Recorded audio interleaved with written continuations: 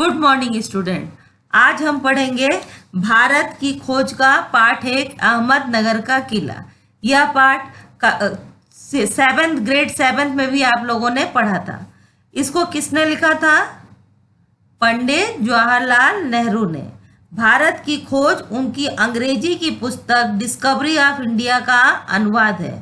इसे उन्होंने स्वतंत्रता आंदोलन के दौरान में 1944 में अहमदनगर किले में अपने 5 महीने के कारावास के दिनों में लिखा था और यह पुस्तक कब प्रकाशित हुई थी? 1946 यानी 1946 में ये प्रकाशित हुई थी। तो चलिए पढ़ते हैं इस पाठ को। देखिए, अहमदनगर का किला 13 अप्रैल 1944। यह मेरी 9वीं जेल यात्रा थी। इसके पहले 8 बार और ये अरेस्ट हो चुके थे, कारावास में जा चुके थे। ये 9वीं बार ये जेल में आए थे। कौन? अपने पंडित जवाहरलाल नेहरू। हमें यहाँ आए 20 महीने से भी अधिक समय हो चुका है। 20 महीने यानी कि 1 साल और कितने दिन? 1 साल और 8 महीने। 1 साल में 12 महीने होते हैं, तो 20 महीने हो चुके थे। जब हम यहाँ पहुंचे तो अंधियारे आकाश में झिलमिलाते दूज के चांद ने हमारा स्वागत किया। यानी कि अमावस्या के टाइम ये पहुंचे थे और पूरा जो था अंधियारे में पूरा अंधेरा था और झिलमिलाते दूज के चांद ने हमारा स्वागत किया। अमावस्या के बाद एकम और दूज आता है, तो उसने स्वागत किया। शुक्ल पक्ष शुरू हो चुका था। 2 पक्ष होता है, कृष्ण पक्ष और शुक्ल पक्ष। कृष्ण पक्ष हम कहते हैं अमावस्या से लेकर पूर्णिमा तक को, और शुक्ल पक्ष कहते हैं पूर्णिमा से लेकर अमावस्या तक को। अमावस्या से जो पूर्णिमा होता है वो पूरा अंधेरे अंधेरे अंधेरे धीरे धीरे चांद अपना रूप ग्रहण करता जाता है। पूर्णिमा के दिन पूरा हो जाता है और फिर वो पूर्णिमा से घटना चालू होता है और अमावस्या के दिन पूरा गायब हो जाता है। तो शुक्ल पक्ष यानी पूर्णिमा से अमावस्या तक शुरू हो चुका था। तब से हर बार जब नया चांद उगता तो जैसे मुझे याद दिला जाता कि मेरे कारावास का 1 महीना और बीत गया है। नया चांद उगता यानी कि पूर्णिमा से पूर्णिमा तक क्या होता? उनको लगता कि 1 महीना बीत गया है। जेल में तारीख देखने के लिए कैलेंडर नहीं होता है और कोई महीना बताने वाला नहीं होता है, तो कैदी क्या करते हैं? अपने जो उनका चांद होता है उसको ही देखकर बताते हैं। चांद मेरे बंदी जीवन का स्थायी सहचर रहा है। चांद मेरे बंदी जीवन का स्थायी सहचर रहा है। सहचर मतलब साथ रहने वाला। तो चंद्रमा जो था उनके बंदी जीवन यानी कारावास में थे, उसमें स्थायी सहचर था। वही मुझे इस बात की याद दिलाता है कि अंधेरे के बाद उजाला होता है। यानी चंद्रमा ही उनको याद दिलाता था कि अंधेरे के बाद उजाला होता है। हर अमावस्या के बाद धीरे धीरे करके 15 दिन बाद पूर्णिमा आ जाती है। सन 1953 में जवाहरलाल नेहरू ने अहमदनगर किले की पुनः यात्रा की। ये जो चित्र दिखाया जा रहा है वो उन्होंने पुनः यात्रा की। आप ध्यान से देखेंगे तो सफेद टोपी पहने हुए जवाहरलाल नेहरू खड़े हैं और बाकी ये लोग जो जेल के लोग हैं वो उनसे मिल रहे हैं। आगे बढ़ते हैं। अब अतीत का भार। अतीत का भार अहमदनगर किले का वह कक्ष जहां 1942 से 45 में जवाहरलाल नेहरू को रखा गया था। ये कमरा दिखाया गया है जिसमें जवाहरलाल नेहरू को 42 से लेकर 45 यानी कि 3 साल तक रखा गया था। अतीत का भार, अतीत यानी जो चीज बीत गया है। तब उसके बारे में वो क्या लिखते हैं? दूसरी जेलों की तरह यहाँ अहमदनगर के किले में भी मैंने बागवानी करना शुरू कर दिया। बागवानी मतलब जो खेती करते हैं ना, बाग बगीचा, उसमें कोड़ना, पौधे लगाना, ठीक है। तो और जेलों में जैसे जाते थे तो कैदियों को कुछ ना कुछ काम कराया जाता है जेलों में, तो वहां पर इन्होंने भी बागवानी करना शुरू कर दिया। मैं रोज कई घंटे तपती धूप में भी फूलों के लिए क्यारियां बनाने में बिताने लगा। फूलों के लिए क्या करते थे? वो क्यारी बनाते थे। मिट्टी बहुत खराब थी, पथरीली और पुराने मलबे और अवशेषों से भरी हुई।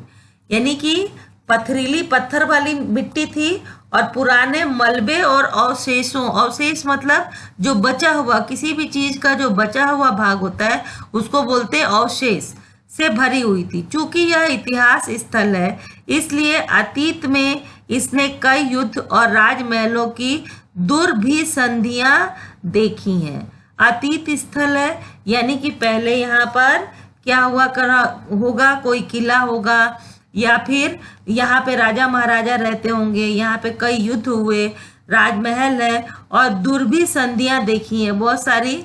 दुर मतलब बुरा, बुरी संधियां हुई हों, ऐसी संधियां भी उसने यहाँ देखी हैं। यहाँ का इतिहास बहुत पुराना नहीं है।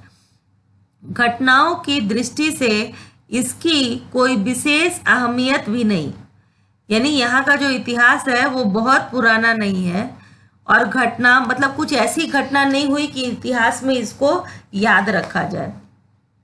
पर इससे जुड़ी एक घटना आज भी याद की जाती है। यह घटना है चांद बीबी नाम की एक सुंदर महिला के साहस की कहानी।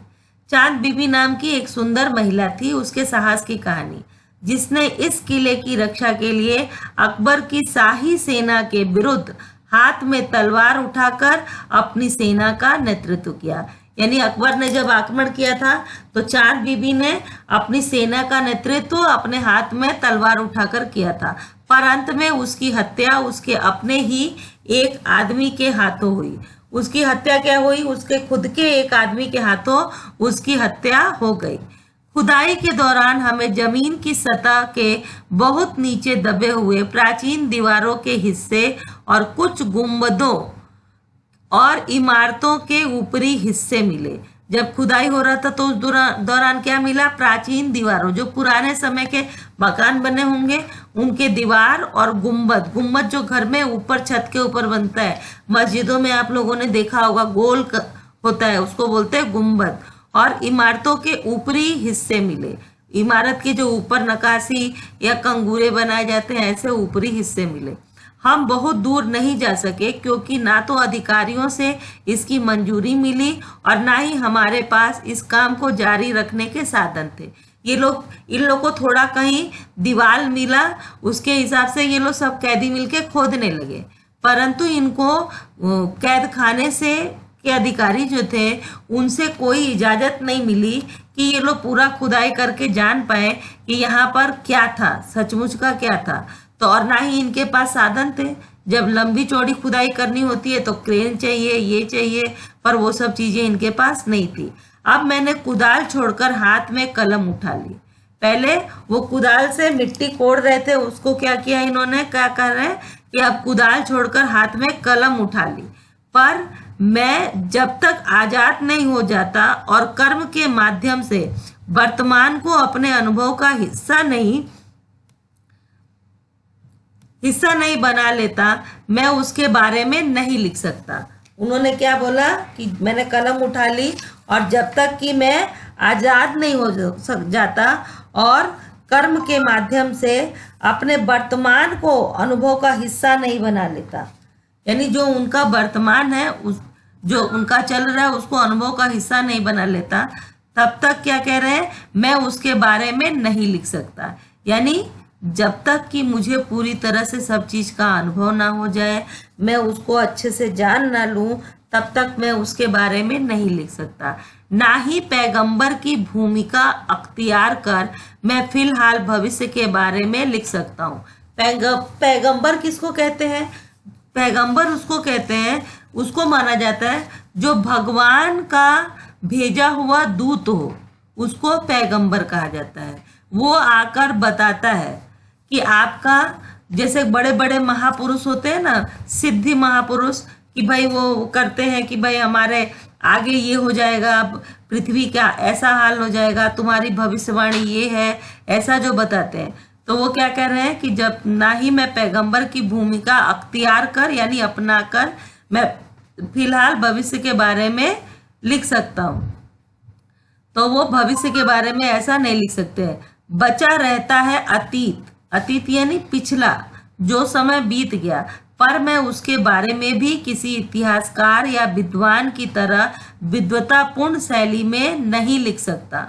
जितना अच्छे से जो बीता हुआ इतिहास है उसको इतिहासकार और विद्वान लोग लिख सकते हैं, उतना अच्छे से मैं नहीं लिख सकता।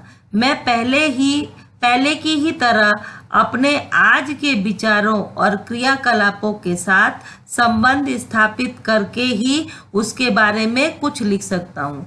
यानी जो उनका आज चल रहा है, जैसा वो पहले लिखते थे वैसा ही अभी भी लिख सकते हैं। उनके जो क्रियाकलाप हैं उसके साथ संबंध स्थापित करके, यानी किसी भी घटना को उसके साथ जोड़कर ही वो लिख सकते हैं। गेटे ने एक बार कहा था कि इस तरह का इतिहास लेखन अतीत के भारी बोझ से एक सीमा तक राहत दिलाता है। यानी कुछ आप ऐसा इतिहास लिखिए जो पिछला आप जान रहे हो। तो गेटे नाम के प्रसिद्ध इतिहासकार ने क्या लिखा था कि वो अतीत के भारी बोझ से एक सीमा तक राहत दिलाता है। अतीत का भारी बोझ क्या है? यानी पुराना जो कुछ आप नहीं, बोझ कब बनता है? जब चीज़ों को आप नहीं समझते हैं, नहीं जानते हैं। जब आपके पास बहुत सारा वर्क हो और आप नहीं कुछ जान रहे हो, नहीं समझ रहे हो, तो आपको बोझ लगता है। और जब आप उन चीज़ों को जान लेते हैं, फटाफट कर लेते हैं, तो आप एकदम हल्का महसूस करते हैं, बोझ नहीं लगता है। तो वैसे ही इनको क्या हो रहा है कि अतीत जो है, अतीत के भारी बोझ से एक सीमा तक राहत दिलाता है। अगर आप इस तरह, गेटे ने जैसा कहा कि अगर आप थोड़ा लिख के उसको जानते हैं तब। अतीत का दबाव भला हो या बुरा, दोनों तरह अभिभूत करता है। यानी एक प्रेशर होता है आपके काम का कि ये मुझे करना है, और वो भला भी हो सकता है और बुरा भी हो सकता है। कुछ काम करने में आपको मज़ा आता है, जैसे मान लो आपको मैथ्स का सम करने में मज़ा आता है, तो उसमें अगर 10 सम भी है तो आप कर लोगे। काम तो ज़्यादा है, बोझ है, या पिछला कुछ आपको जानना है, वो चीज़ आपको आती है, तो वो भला भी होता है और बुरा भी होता है। कोई चीज़ नहीं समझ में आता है, नहीं करने का मन होता है, तो वो बुरा बन जाता है। कभी कभी यह दबाव दम घोटू होता है, खास तौर पर उन लोगों के लिए जिनकी जड़ें बहुत पुरानी सभ्यताओं में होती हैं। दम घोटू होता है, कह रहा है कि जो हमारे अतीत का दबाव, जो हमारी परंपराएं हैं, जो हमारे पिछले समय में घटी हुई चीज़ें हैं, उनका दबाव कभी कभी अच्छा भी होता है और बुरा भी होता है। अब एग्जाम्पल मान लो, पुराने ज़माने में क्या होता था, औरतों को पढ़ने नहीं दिया जाता था, घर में रहना होता था, उनको काम नहीं करना है, अब घर का ही काम करना है। ये हमारे पिछले ज़माने के अतीत में, अतीत का दबाव था कि औरतें घर से बाहर नहीं निकलेंगी, वो तो ऐसे ही रहेंगी, उनको खाना ही बनाना है तो घर का ही काम करेंगी। तो ये भला भी था और बुरा भी था। भला कैसे था? जब घर में ही रहेंगी तो उनका कोई भी तरह का सामाजिक, जो आजकल आप देखते हो रेप हो रहा है, बलात्कार हो रहा है, वो चीज़ें नहीं हो पाती। और बुरा कैसे है कि उनको समाज में बढ़ने का अधिकार नहीं मिला। आज देखो, वो जो आज वर्तमान युग में हर औरतें नौकरी कर रही हैं, और दुनिया में हर पोस्ट पे आप देखो तो औरतों की नियुक्ति है। तो अतीत के कुछ चीज़ें जो होती हैं वो अच्छी भी होती हैं और बुरी भी होती हैं, समझे आप लोग? तो कुछ चीज़ें कैसी होती हैं, दबाव दम घोटू होता है। अगर पिछले ज़माने में कोई लड़की कहती कि मुझे नाइट क्लब में जाना है, तो कोई पेरेंट्स जाने देता? नहीं जाने देता। पढ़ने तो जाने नहीं देते थे, तो कहीं ऐसी जगहों पे जाने देते? तो कतई नहीं जाने देते। खास तौर पर उन लोगों के लिए जिनकी जड़ें बहुत पुरानी सभ्यताओं में होती हैं, जो बहुत ही रूढ़वादी होते हैं, पुरानी सभ्यताएं होती हैं, वो क्या करती हैं, रूढ़ता जो क्या होती है, अपने में नयापन नहीं लाने देती है। तो वैसी जो सभ्यताएं होती हैं वो कैसी होती हैं, गला घोटू होती हैं। आखिर मेरी विरासत क्या है, वो क्वेश्चन कर रहे हैं खुद से, आखिर मेरी विरासत क्या है, मैं किन बातों का उत्तराधिकारी हूँ, क्या उन सब का जिसे मानवता ने दसियों हजार साल के दौरान हासिल किया। वो क्या कह रहे हैं कि मेरी विरासत क्या है, यानी मुझे क्या मिला है, जो अतीत है उससे मुझे क्या मिला है, मैं किन बातों का उत्तराधिकारी हूँ। उत्तराधिकारी कौन होता है? जो हमारे पूर्वज होते हैं वो हमको कुछ हमारे जो जिम्मेदारियां, हमारे अधिकार उनकी वजह से हमको मिलते हैं, वो होता है उत्तराधिकार। जैसे हर एक बेटा अपने बाप का उत्तराधिकारी होता है, यानी उसके बाप की जो चीजें हैं वो उसकी हैं। ठीक है, तो क्या उन सब का जिसे मानवता ने दसियों हजार साल के दौरान हासिल किया, उसकी विजयों के उल्लास का, उसकी पराजयों की दुखद यंत्रणा का, मानव के उन हैरत अंगेज साहसिक कार्यों का जिनकी शुरुआत युगों पहले हुई और जो अब भी जारी है। वो कह रहा है मैं किनका उत्तराधिकारी हूँ कि विजयों के उल्लास का, यानी जो विजय प्राप्त हुए हमारे पूर्वजों को, मैं उसका उत्तराधिकारी हूँ, या कि जो पराजय मिले, दुख मिला, यंत्रणा हुई, उसका अधिकारी हूँ, या हैरत अंगेज साहसिक कार्यों का जिनकी शुरुआत युगों पहले हुई थी। यानी हैरत अंगेज साहसिक कार्य आपको मैंने पहले भी पढ़ाया है कि भारत ने बहुत सारी चीजें बहुत पहले खोज ली थी, जो आज के युग में लोग कहते हैं। मैंने आपको अभिमन्यु का भी उदाहरण दिया था कि उसने अपने गर्भ में सब चीजें सीख ली थी, कि पहले उसके पिता उसकी माता को कहानी सुना रहे थे चक्रव्यूह का, और उसने सब अपने पेट में सुन लिया था। आज वही चीज, वही तकनीकी आप देखते हो कि विज्ञान कहता है कि 7वें 8वें महीने में, 6ठे 7वें महीने से गर्भ में बालक बाहर की आवाज सुन पाता है। अब ये नियम आता है, और हमारे महाभारत में कब का बता दिया गया। तो ये सब क्या चीजें थी? हैरत अंगेज साहसिक कार्य जिनकी शुरुआत युगों पहले हुई और जो अब भी जारी है और हमें आकर्षित करती है। मैं इन सब का वारिस हूँ, यानी ये सब कुछ मिली है मुझे वो विजय का उल्लास भी मिला है, पराजय का दुख भी मिला है, और मुझे जो हैरत अंगेज कारनामे हैं जिनकी शुरुआत युगों पहले हुई थी वो भी मिला है। मैं इन सब का वारिस हूँ, साथ ही उस सब का भी जिसमें पूरी मानव जाति की साझेदारी है, यानी पूरे विश्व के मनुष्यों की जो साझेदारी है। मनुष्यों ने धीरे धीरे अपने आप को विकसित किया। पहले जंगल में रहते थे, कच्चा भोजन करते थे जानवर मार के, फिर उसको भून के खाने लगे, आग का आविष्कार हुआ। तो ये सब पूरी मानव जाति ने जो चीजें की, जिन चीजों का आविष्कार किया, पूरी जाति की साझेदारी है, उन सब का भी मैं वारिस हूँ।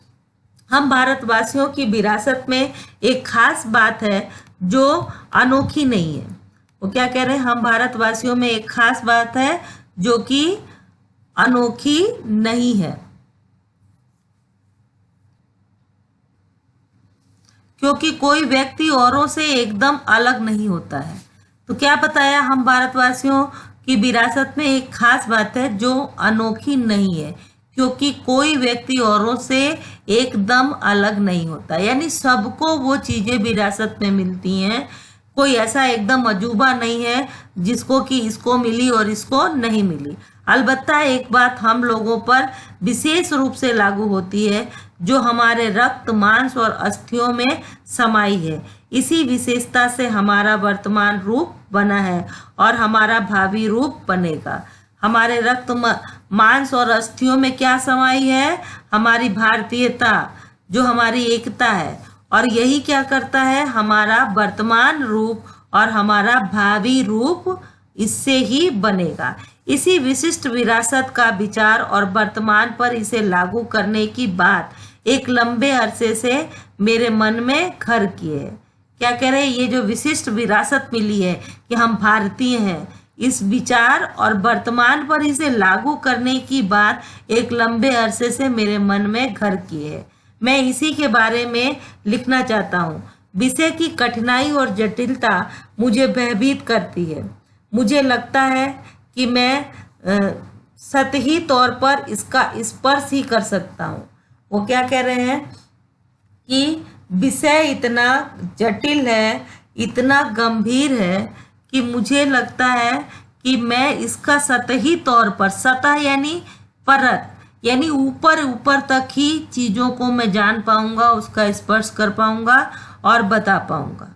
इस वीडियो में बस इतना ही। धन्यवाद।